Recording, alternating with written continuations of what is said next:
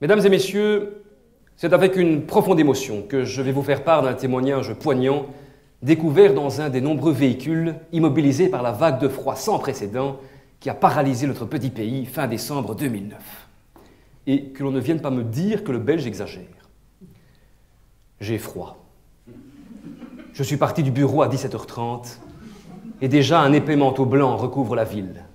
Simple maillon d'une chenille d'acier, j'avance au pas et le frottement des pneus pilant la neige boueuse m'évoque le bruit de ma tête pressée dans un étau. 19h. 400 mètres de parcouru en 1h45.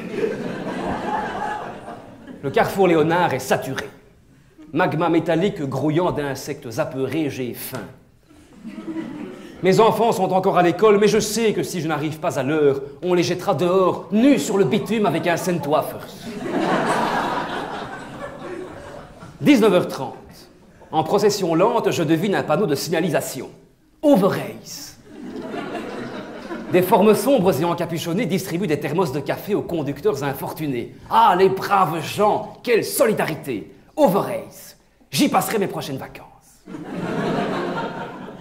Un des bons samaritains frappe à ma vitre. Enfin, du café bien chaud. Il me sourit. Spreekt u Vlaams?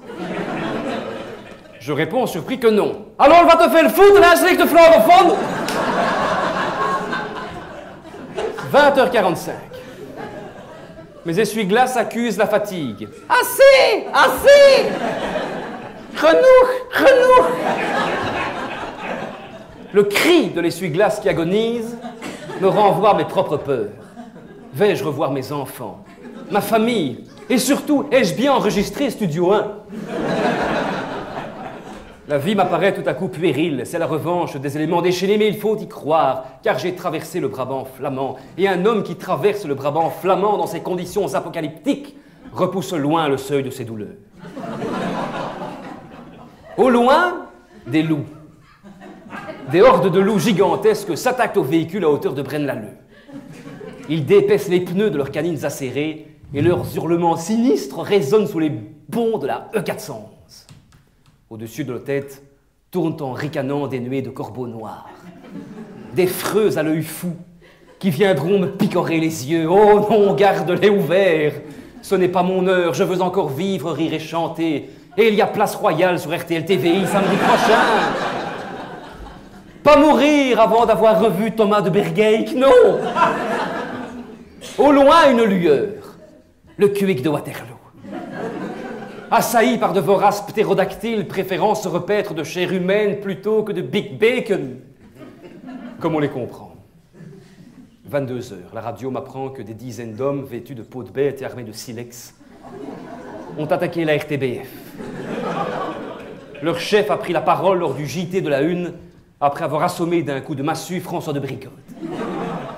Il s'est assis et a distinctement prononcé « Bravo !»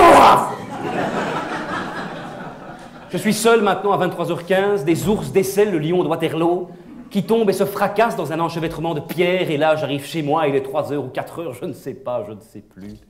Peut-être même suis-je resté 2 semaines dans ma voiture.